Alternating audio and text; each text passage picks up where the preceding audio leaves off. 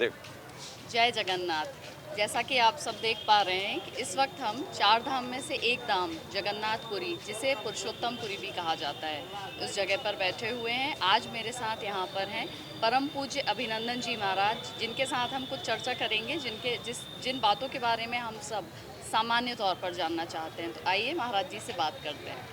जी, जय श्री कृष्णा, जय जगन्नाथ। और आज हमें बहुत ही आनंद का अनुभव हो रहा है कि इस समय पर ये जो भी सोशल मीडिया के माध्यम से पॉडकास्ट देखेगा, तो ना तो कोई स्टूडियो है और ना कोई ऐसा बहुत बड़ा सेटअप है।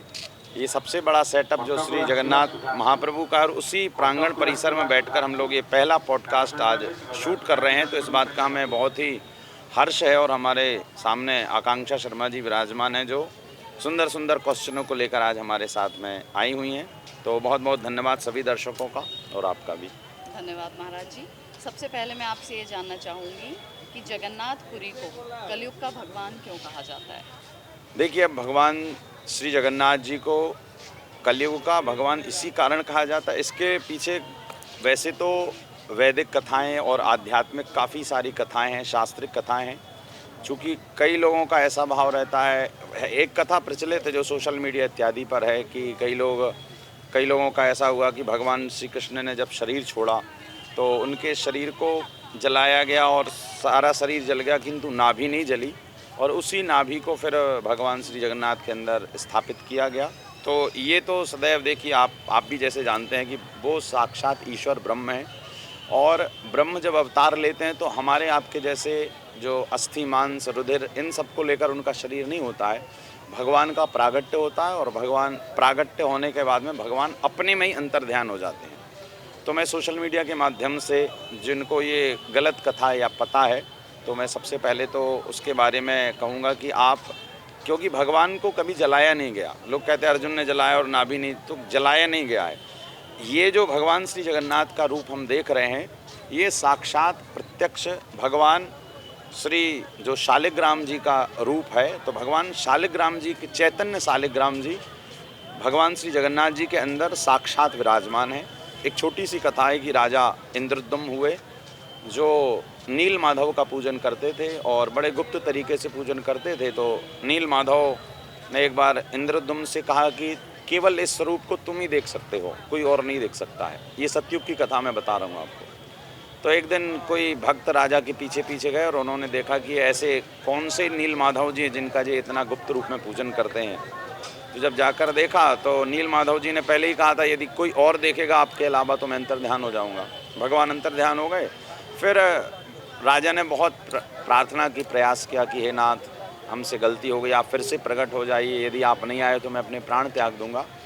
तब भगवान श्री जगन्नाथ महाप्रभु ने शालिग्राम जी के रूप में राजा इंद्रद्युम्न को अपना स्वरूप प्रदान किया और कहा, सतयुग द्वापर त्रेता के बाद जो एक विग्रह प्रकट होगा वो मेरा जगन्नाथ रूप होगा और मैं कलयुग का ईश्वर बनकर, भगवान बनकर प्रकट हो जाऊंगा। तो कलयुग के भगवान, पहला कारण तो ये कथा बताई। और दूसरा, आपने देखा कि जगन्नाथ जी की आँख कितनी बड़ी बड़ी है। तो उनको कहा भी जाता है जगन्नाथ स्वामी नयन पथगामी। कहने का अभिप्राय कि भगवान अपने नेत्रों से देखने मात्र से कलयुग के जीवों के रोग शोक पाप को भगवान काट देते हैं।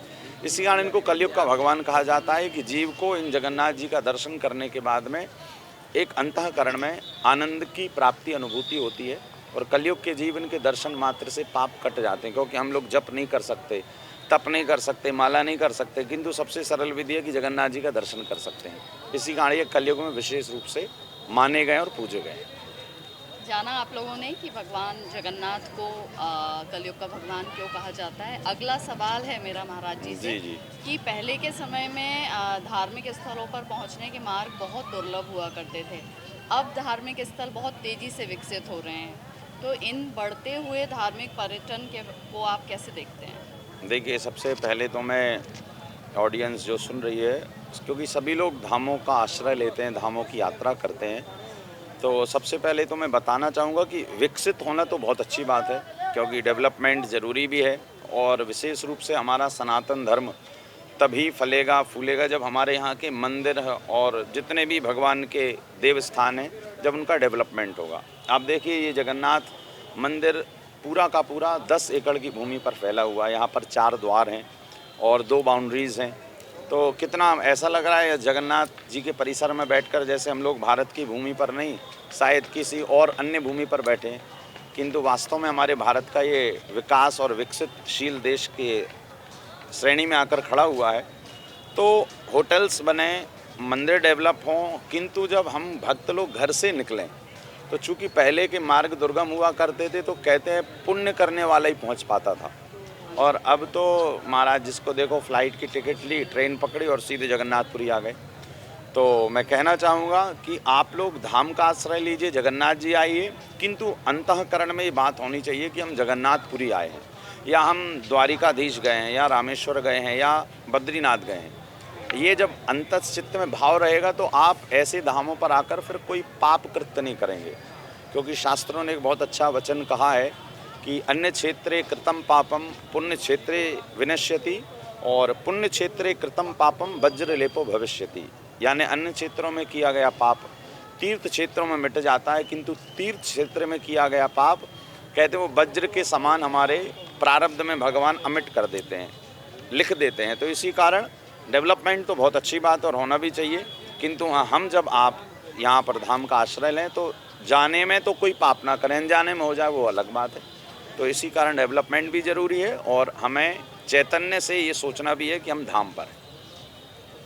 जाना आप लोगों ने बहुत ही सुगम हो गया है आजकल हमारे लिए इन धाम में आना। आइए यहाँ पे आकर दर्शन कीजिए और यहाँ का आनंद लीजिए। तीसरा सवाल मेरा महाराज जी से है, मेट्रो सिटी में आप देखते हैं कि लोगों का लाइफस्टाइल बहुत हेक्टिक है।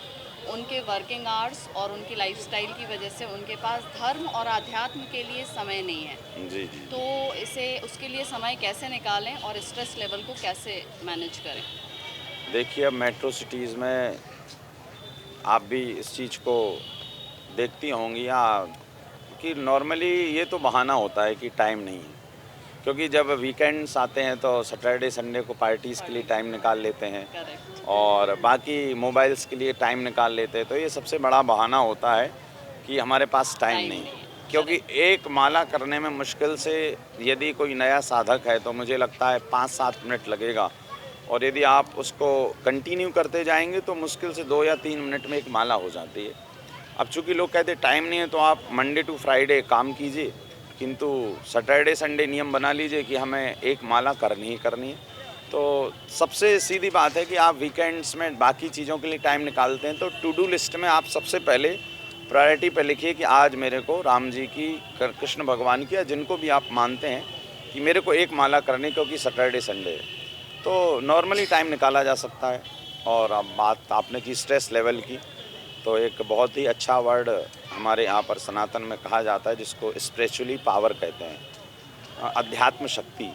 और चूँकि आप भी योगा टीचर हैं और पूरे मध्य प्रदेश में क्या पूरे भारत में क्या कोविड के टाइम आपने विदेशों तक में लोगों को योग सिखाया है, तो और हमारे अध्यात्म में जिसको स्पिरिचुअल पावर कहा जाता है, तो सबसे पहली चीज़ है कि स्ट्रेस लेवल को कम करने के लिए सबसे पहला मेडिटेशन का सहारा लेना। ये तो आपको भी पता है हाँ जी। कि प्रातःकाल उठकर यदि हम मेडिटेशन करते हैं तो हाँ भाई, हमको आपको क्या स्ट्रेस होगा 8-9 घंटे की जॉब में। विचार करिए जो पहले ऋषि मुनि और ऐसी अव्यवस्थाओं के बीच में भी उनका जो मन चित्त है वो भगवान से हटकर कहीं जाता ही नहीं था।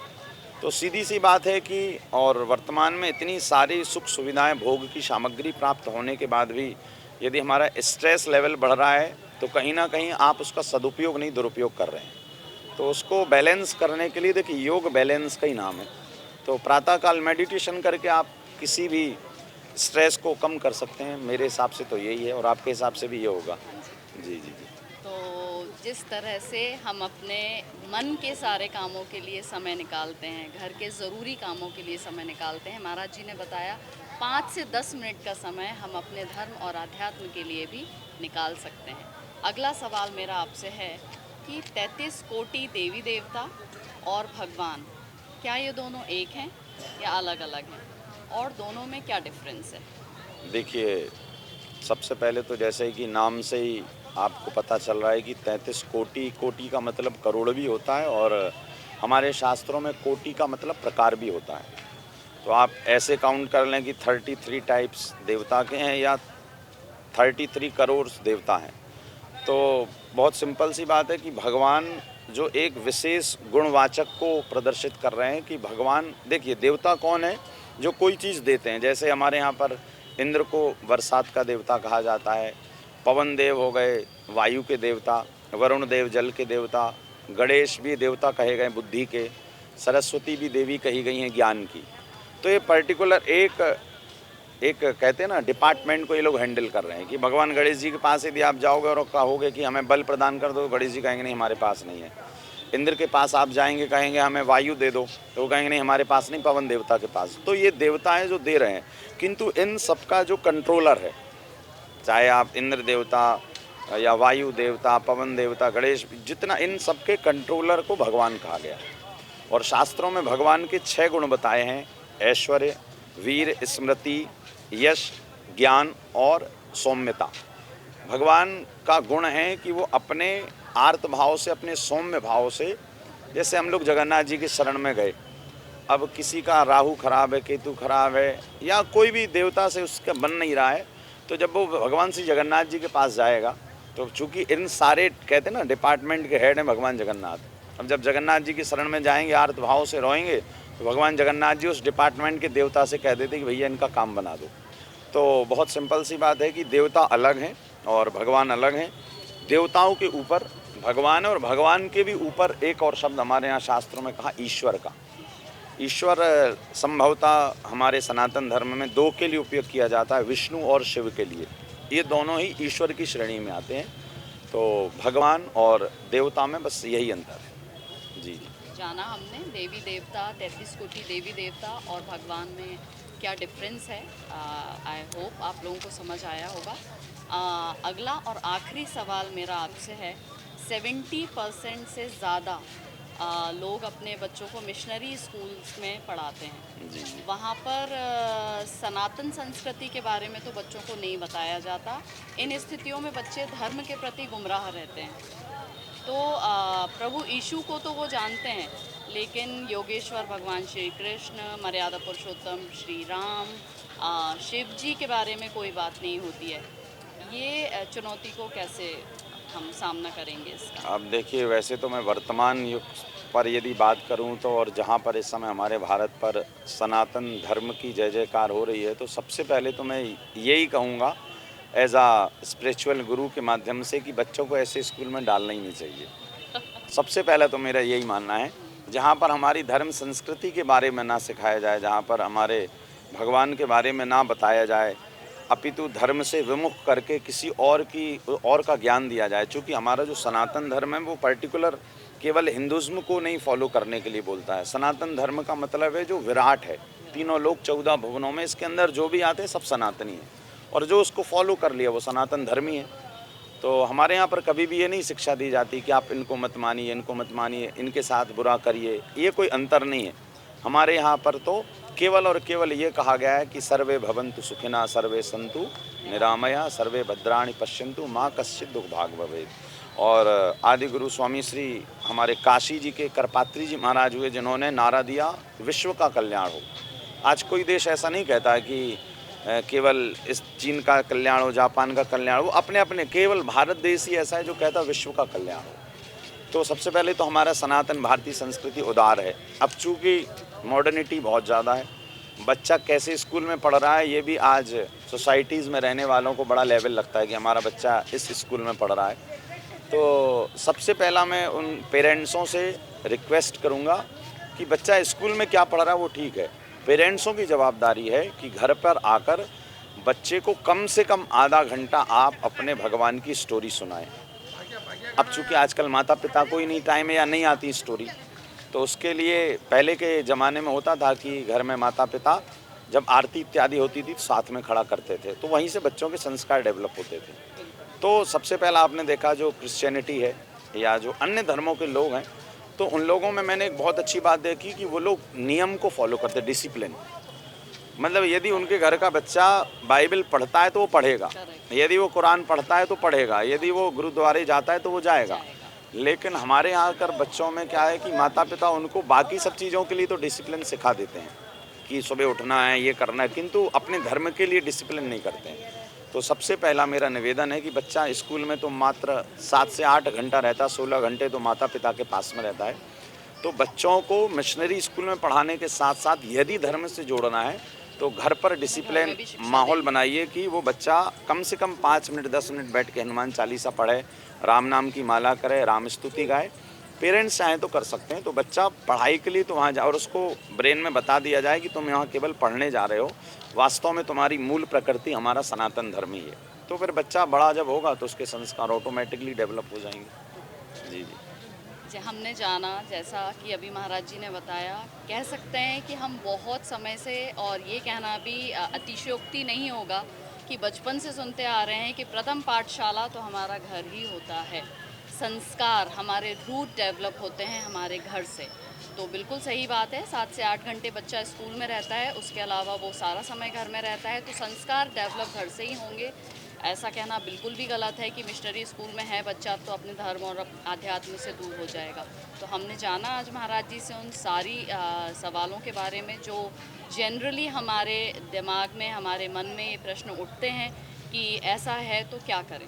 तो धन्यवाद महाराज जी आपका बहुत जय बहुत। श्री कृष्ण, राधे राधे। इस पॉडकास्ट के माध्यम से हमने जाना कि धर्म और आध्यात्म के लिए समय कैसे निकाला जाए। धन्यवाद। जय बद्री। जय जगन्नाथ। जय जगन्नाथ।